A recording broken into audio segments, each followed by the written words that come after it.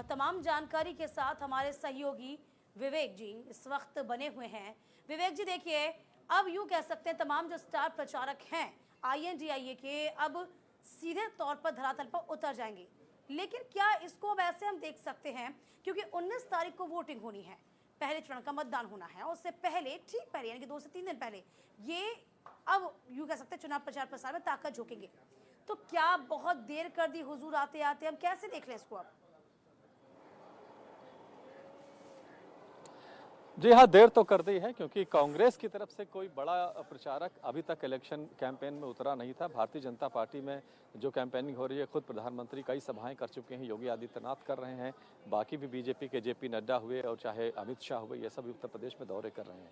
19 तारीख का जो मतदान होना है पहले चरण का, उसके लिए 17 तारीख को प्रचार का अंतिम दिन होगा। शाम को 17 तारीख को 5 बजे प्रचार बंद हो जाएगा उस फेज में, और उसी दिन यानी कि प्रचार के आखिरी दिन पहले फेज के वो कांग्रेस के 2 स्टार प्रचारक उत्तर प्रदेश में होंगे। गाजियाबाद में राहुल गांधी और अखिलेश यादव एक संयुक्त प्रेस कॉन्फ्रेंस करने वाले हैं, और 17 ही तारीख को जिस दिन प्रचार समाप्त होगा उस दिन आखिरी दिन प्रियंका गांधी सहारनपुर में एक रोड शो करने जा रही हैं। सहारनपुर में कांग्रेस की वो सीट है और वहां पर अपने प्रत्याशी इमरान मसूद के लिए प्रियंका गांधी वो रोड शो करेंगी। इसके अलावा जो प्रभारी महासचिव है उत्तर प्रदेश कांग्रेस के अविनाश पांडे, वो लगातार दौरे कर रहे हैं और वो हर उस सीट पे जा रहे हैं जहां पर चाहे वो कांग्रेस का प्रत्याशी हो और चाहे वो समाजवादी पार्टी का प्रत्याशी हो, वो इस तरह से कर रहे हैं।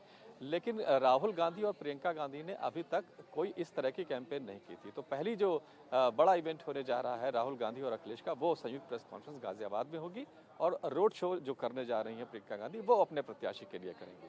तो पहले फेज में देर हो गई, इसमें कोई बिल्कुल शक विवेक, नहीं, देखिए ये लेकिन काम इस दौरान पहले एक से होना सवाल चाहिए। ये भी उठता है, देखिए इससे पहले जब कांग्रेस और सपा का गठबंधन हुआ था, आपको याद होगा, उस दौरान जो जादू चलाने की कोशिश की गई थी वो जादू नहीं चल पाया था। और अभी भी PM मोदी ने एक बयान दिया था जिसमें उन्होंने कहा था कि 2 लड़कों की फ्लॉप पिक्चर एक बार फिर से रिलीज होने के लिए तैयार है। तो क्या ये समझा जाए कि जब इससे पहले जादू नहीं चला तो इस बार अगर एक बार फिर साथ आए हैं तो थोड़ा सोचना चाहिए था, ये सोचना चाहिए था कि इस बार जब जादू चलाने की कोशिश की जा रही है तो ये एक बार फिर से बहुत बड़ी चुनौती उनके लिए साबित होगी। बिल्कुल, ये बात सही है कि 2017 में जब कांग्रेस और समाजवादी पार्टी का अलायंस हुआ था तो उसके परिणाम बहुत ज़्यादा निराशाजनक थे। और जब 2022 में अखिलेश यादव छोटे दलों के साथ समझौता करते हैं तो उनका परफॉर्मेंस काफ़ी बेटर हो जाता है। तो ये बात प्रधानमंत्री की बिल्कुल ठीक है कि पहली बार जब अलायंस हुआ था तो वो फ्लॉप हो गया था और बहुत बुरी हार हुई थी समाजवादी पार्टी और कांग्रेस के गठबंधन की उत्तर प्रदेश में। इस बार क्या होगा ये कहना मुश्किल है, क्योंकि इस बार कांग्रेस बहुत कम सीटों पर प्रत्याशी उसने उतारे हैं, केवल 17 सीटों पर वो कैंपेन कर रही है या उसके प्रत्याशी उतरे हुए हैं।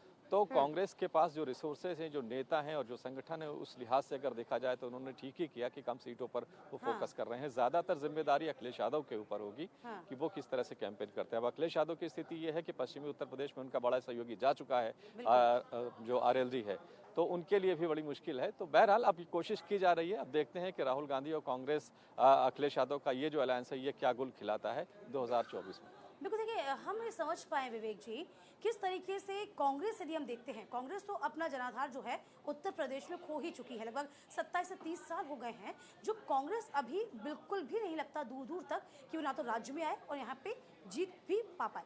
अब बात करते हैं अखिलेश यादव की। अब अखिलेश यादव जो कि पहले से ही कहते हैं ना दूध से जला हुआ छाछ भी फूक फूक कर पीता है, यही कुछ स्थिति अखिलेश यादव की हो गई है। पिछली मरतबा आपको याद होगा किस तरीके से लोकसभा चुनाव हुए थे और BSP के साथ गठबंधन किया गया था, BSP को यहाँ पे फायदा हो गया, 10 सीटें BSP को उस वक्त मिल गई थी और यहाँ पर कहीं ना कहीं फेलुअर जो साबित हुआ वो समाजवादी पार्टी का हुआ।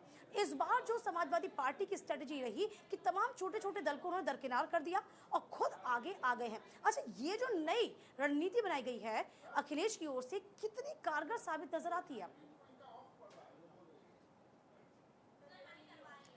देखिए, ये जो स्ट्रेटजी बनाई गई है अलायंस खाली उत्तर प्रदेश भर का नहीं है, ये पूरे देश में एक मैसेज देने की कोशिश इंडिया अलायंस कर रही है कि जिस प्रदेश में जो भी भारतीय जनता पार्टी की मुखालफत कर रहे दल हैं वो सब एक साथ आ गए हैं। तो इसमें अखिलेश यादव के लिए दो रास्ते थे, या तो वो किसी और अलायंस में जाते या अकेले इलेक्शन लड़ते या फिर कांग्रेस के साथ लड़ते। तो उन्होंने दूसरे विकल्प को चुना। तो ये एक तरह से कहें तो राजनीतिक मजबूरी भी है। जो सारे दल हैं देश में जो बीजेपी के खिलाफ अब प्रदेशों में लड़ते रहे हैं, उनके साथ कोई ऑप्शन नहीं था, या तो फिर वो अकेले लड़ते जैसे कि ममता बनर्जी लड़ रही हैं, या फिर इंडिया अलायंस के अम्ब्रेला के नीचे आकर के वो कांग्रेस के साथ उसकी लीडरशिप को कबूल करते।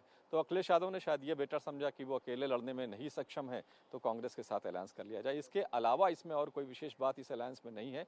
उत्तर प्रदेश में अखिलेश यादव की स्थिति भी बहुत अच्छी नहीं है, खासतौर से लोकसभा चुनाव में तो बिल्कुल अच्छी नहीं है। और कांग्रेस की तो आप सभी जानते हैं, अभी तक वो अमेठी रायबरेली में किसको उतारेंगे ये भी तय नहीं तो हुआ है। यही हम मान ये भी माना सकते जा रहा हैं, है कि बहुत राहुल संक्षेप में गांधी और पूछेंगे विवेक जी आपसे कि यही एक वजह है कि बहुत देरी से चुनाव प्रचार प्रसार में तमाम जो बड़े दिग्गज हैं वो कूदे हैं, यानी कि अपनी एनर्जी को भी वेस्ट नहीं करना चाहते थे वो।